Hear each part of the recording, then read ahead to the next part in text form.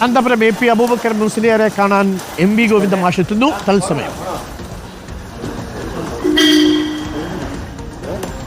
Kanthapuram A P Abubakar മുസ്ലിയാരെ കാണാനായി party secretary MV. Govindan മാഷ് ഇപ്പോൾ മർക്കസിലേക്ക് എത്തുകയാണ്. അതിന്റെ തത്സമയ ദൃശ്യങ്ങളാണ് പ്രേക്ഷകർ ഇപ്പോൾ കാണുന്നത്.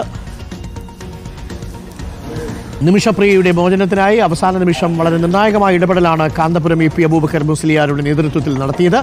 അതിനുശേഷം പാർട്ടി സെക്രട്ടറി എം.വി. ഗോവിന്ദൻ മാഷ് കാന്തപുരത്തെ കാണാൻ വേണ്ടി എത്തുകയാണ്. 94 വയസ്സുണ്ട് ഉസ്താദിന് ശാരീരികമായ അസ്വസ്ഥതകളൊക്കെയുണ്ട്. ആ അസ്വസ്ഥതകൾക്കിടയിലും സൂഫി പണ്ഡിതരുമായിട്ട് ആലോചിച്ചാണ് ഇപ്പോൾ ഈ കൂടിയാലോചനകൾ നടത്തിക്കൊണ്ടിരിക്കുന്നത്.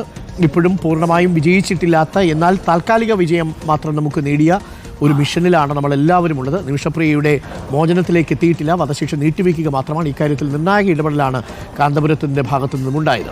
നമുക്കിപ്പം അഭിജിത്തുണ്ട്. അഭിജിത്ത്, നിമിഷപ്രിയയുടെ മോചനവുമായി ബന്ധപ്പെട്ട് വധശിക്ഷ നീട്ടിവെക്കുന്നതുമായി ബന്ധപ്പെട്ട ഇടപെടലിനെ തുടർന്നാണോ പാർട്ടി സെക്രട്ടറിയുടെ ഈ സന്ദർശനം?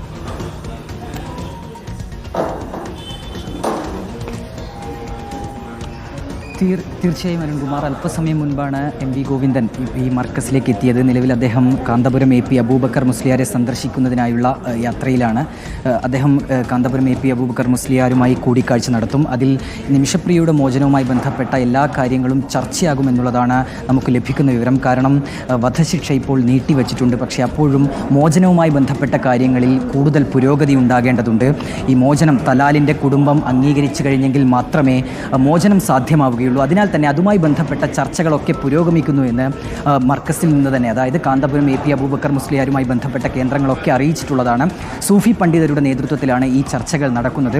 അത് ഇന്നും തുടരും. ഏതായാലും അതുമായി ബന്ധപ്പെട്ട് നിർണായകമായ ഇടപെടലുകൾ എല്ലാ ഭാഗത്തും പുരോഗമിക്കുന്നുണ്ടായിരുന്നു. നമുക്കറിയാവുന്നതുപോലെ തന്നെ ആദ്യഘട്ടത്തിൽ മുഖ്യമന്ത്രി പിണറായി വിജയൻ പ്രധാനമന്ത്രിക്ക് കത്തയക്കുന്നു, ഇടപെടണമെന്നാവശ്യപ്പെടുന്നു. ചാണ്ടി ഉമ്മൻ്റെ ഇടപെടലുണ്ടാകുന്നു.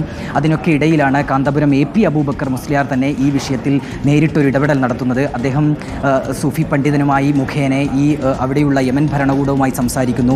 ഒപ്പം തന്നെ കൊല്ലപ്പെട്ട യമൻ പൗരൻ്റെ കുടുംബവുമായി സംസാരിക്കാൻ കഴിഞ്ഞു എന്നുള്ളതായിരുന്നു ഈ ഒരു സംഭവത്തിൽ ഏറ്റവും നിർണായകമായത്. അതിനു പിന്നാലെയാണ് ഇന്നലെ ആ ഒരു വധശിക്ഷ നീട്ടിവെച്ചുകൊണ്ടുള്ള ഒരു ഉത്തരവ് അവിടെയുള്ള യമൻ കോടതിയിൽ നിന്ന് പുറത്തു വരികയും ചെയ്തത്. ഇനിയിപ്പോൾ ഈ ദിയാധനത്തിൻ്റെ കാര്യത്തിലാണ് ഒരു വ്യക്തത വരേണ്ടത്.